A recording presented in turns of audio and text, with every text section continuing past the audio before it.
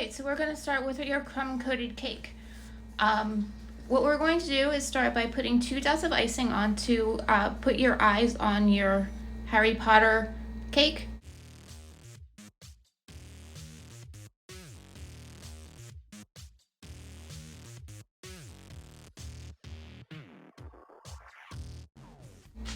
You're going to fill your bag with icing and also put your tip on. Don't forget to twist the top of your bag so nothing falls out of it.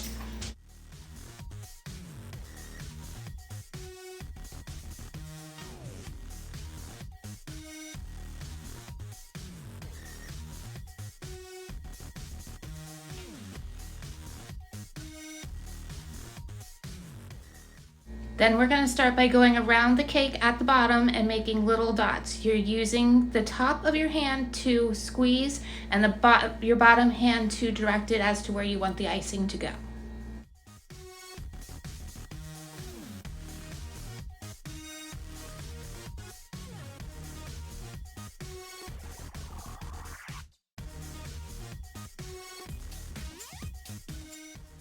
After we do one row around the bottom, we're going to use another icing technique, and all you're going to do is squeeze the bag and pull down as the icing comes out to make its feathers.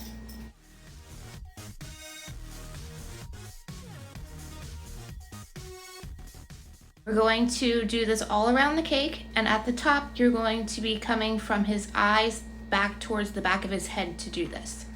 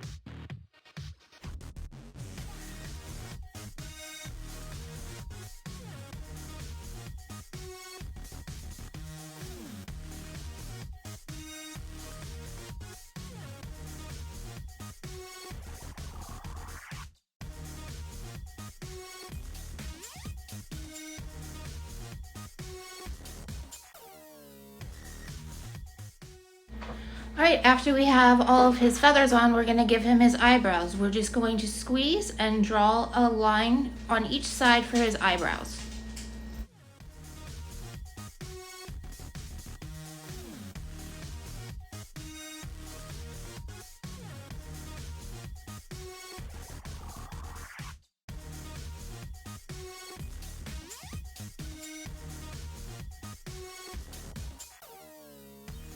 Now onto our fondant parts. With the black fondant, you're going to make you're going to break it into 3 sections and roll them into balls. These are going to be his beak and both of his feet.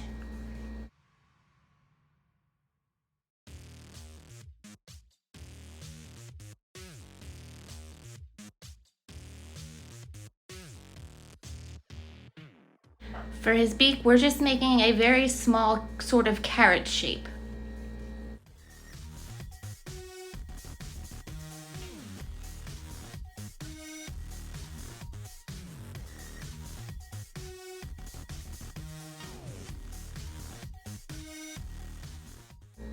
And then for his feet, we're just going to roll it into a ball and flatten it out into a small circle.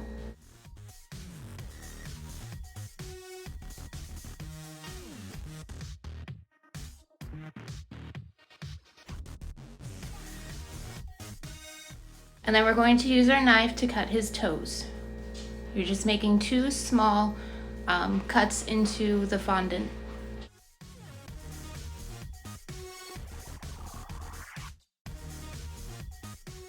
And then from there, we're going to shape his feet.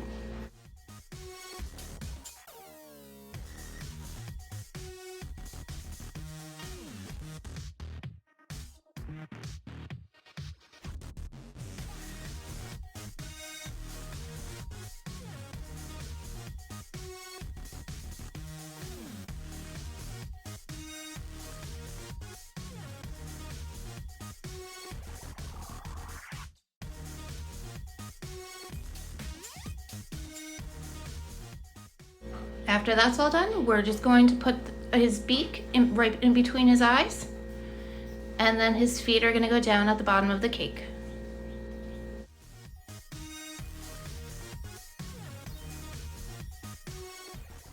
And then we're just going to put a little dot of icing on the top of his nose.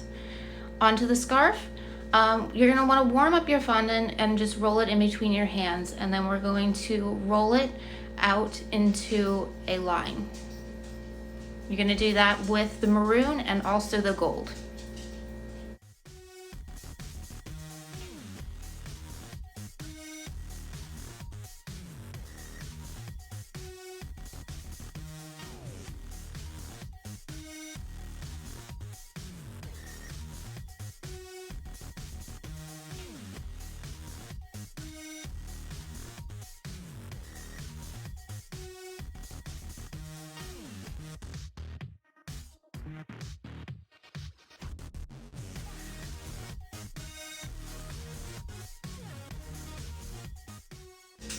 After you have them both rolled out, we're going to twist them together like a candy cane.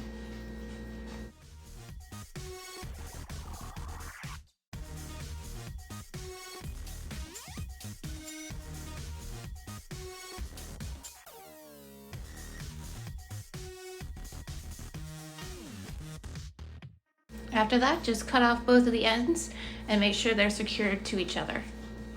We're going to use a small rolling pin. If you don't have a rolling pin, a glass or a cup of any kind would work. We're going to start by just going down gently and flattening it out to make it a little easier for it to roll out. This is going to be your owl's scarf, so we need to make sure that it's going to go all the way around him.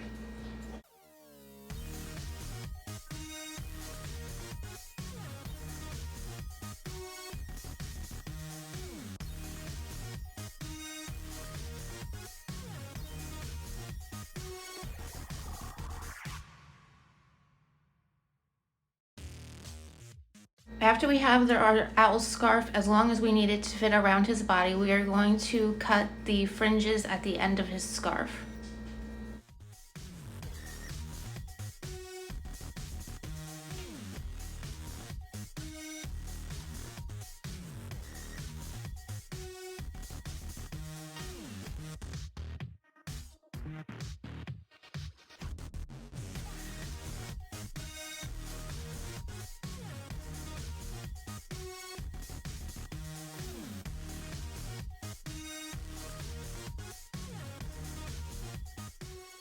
We're going to wrap around his body and push it in to make sure it stays in the icing that's already on him.